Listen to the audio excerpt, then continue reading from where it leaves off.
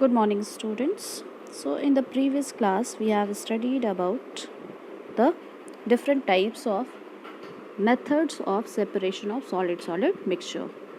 About the 4 different types of methods of separation of solid-solid mixture we have already done in the previous class. Today, we have to start with the fifth type of or fifth method of the separation of solid-solid mixture. So, here, what is the principle behind it? So, principle for the application of this method, that difference in the sublimation property of the constituents of mixture. For example, a mixture is there. A mixture is composed of two solid. One solid is sublimable and the other solid is non-sublimable. You see the example over here, common salt and ammonium chloride. So, common salt is non-sublimable and ammonium chloride is sublimable. Then sand and iodine. Sand is non-sublimable solid, whereas iodine is sublimable solid. You must be knowing about sublimation. So, sublimation is a type of change of state of matter. So, when a solid is heated, it directly changes to its gaseous state, escaping the state of liquid. So, such method or such change in state of matter is known as sublimation. So, what is the condition required for the application of this method of separation of solid-solid mixture? That is heat.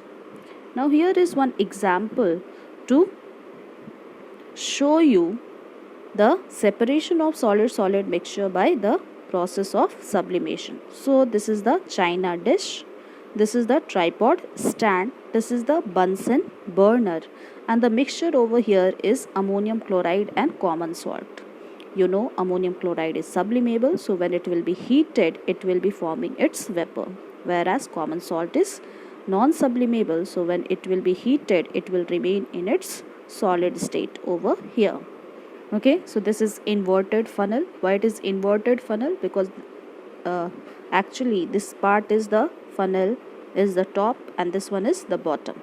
So upright down, so that is why inverted funnel. The opening of the inverted funnel is closed with the help of the cotton plug. So the vapors of the sublimable solid will not be able to escape out. Okay, so when this mixture will be heated, the vapors of ammonium chloride will be formed over here.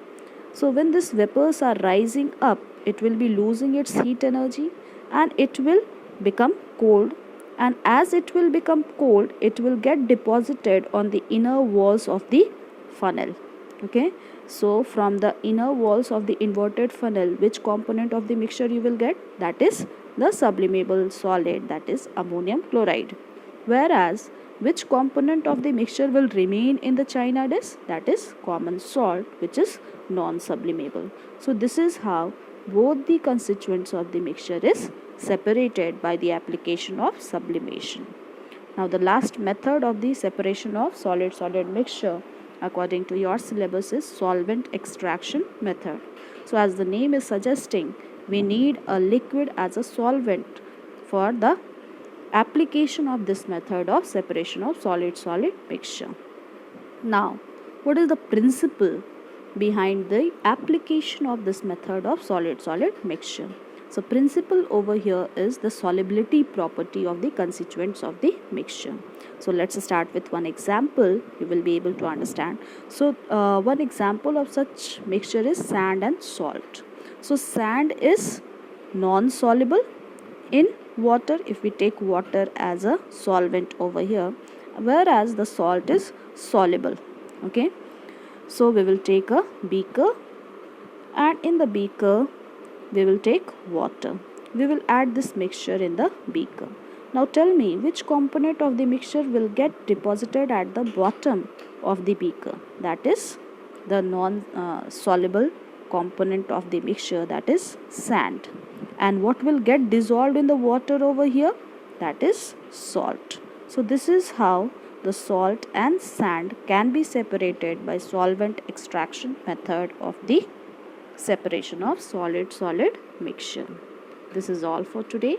Thank you everyone. Next class we will start with solid-liquid mixtures and their separation.